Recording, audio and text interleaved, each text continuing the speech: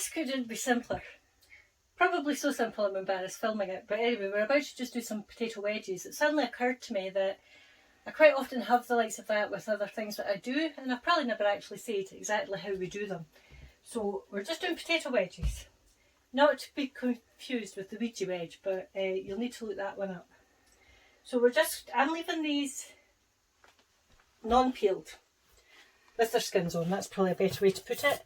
And you're just wanting to cut them lengthways. Now I've already cleaned them and just taken out any wee bits and bobs of imperfections that were there. I was going to tell you just to use the end of your nail to do it, but because I lost my nail, I'm not going to do that. So just as many as you think your family will eat. Cut them, if they're a decent sized tatty, into 4 or 5 each side. I've maybe got more potatoes prepared here than I need, but don't worry about that. I mean, if you've actually done that, then just put them in some water overnight and they'll be absolutely fine. I think I'm only going to need a couple of potatoes here, Kenny. That was a great big one. We'll go with this one. And then flavourings, toppings, whatever you want to call them, are entirely up to yourself. I'm going to just use some mixed herbs, black pepper, salt, or loose stock if you have it, garlic and olive oil. Olive oil holding everything together. I'm saying olive oil, I've got rapeseed in my hand, but people that watch me know that's my go-to just now because it's Scottish. And if I can help support Scottish things, I always will.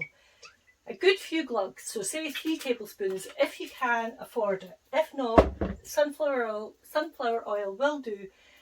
I prefer olive oil or rapeseed because I think it stops your potatoes from being greasy, and it actually then lets the potatoes just actually soak in the flavour. So just on with some garlic, a couple of teaspoons, just right over the top, your black pepper. Now this kind of dish for me is just great with things like pork chops. I think I'm using coarse pepper going by the size of it, but that's not a problem. We like our pepper. Goes great with the likes of pork chops. If you want to just come in a second, Kenny, I'm actually just having this with some smoked haddock, which I've just put a cheese sauce over. I'm saying cheese sauce, it's actually cheese and onion sauce.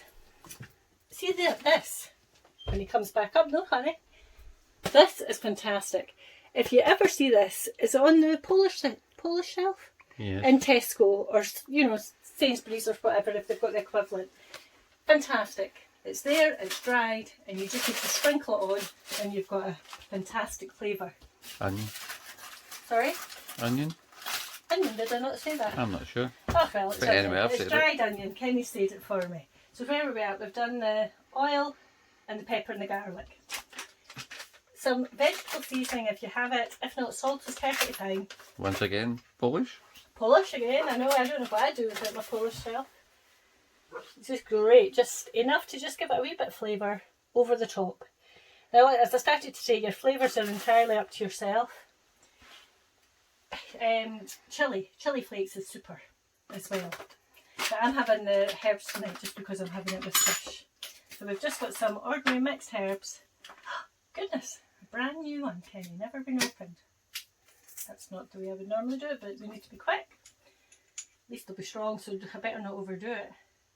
And this is just going into a hot oven for 45 minutes. So 180 degrees at the top, 180 degrees, 350, gas back 4, 350 Fahrenheit, 45 minutes. Come and stir it halfway through so as you can then baste it, and we'll come back when they're ready. Just as simple as that. So into the oven it goes. And obviously having the fish, I'm just putting it in underneath it. The oven's on anyway. So, we'll see you in a wee while. Bye. Okay, they smell divine. Now, if, like me, it looks like I've got some extra oil left, look how just golden they are as well. But if you've got extra oil left, if you've got crusty bread, do not put that to waste because that oil is so herby now. It is just delicious. And they are just like that. Oh, we've got one that broke up. What a cheek. Anyway, never mind. If you have any issues, as always, just go to theordinarynews.scot and you'll get the written recipe. If you like what you see, give the wee bell a tap and subscribe to YouTube for us. It would be very much appreciated. And as always, in times of COVID, take care. Thank you for watching. Bye.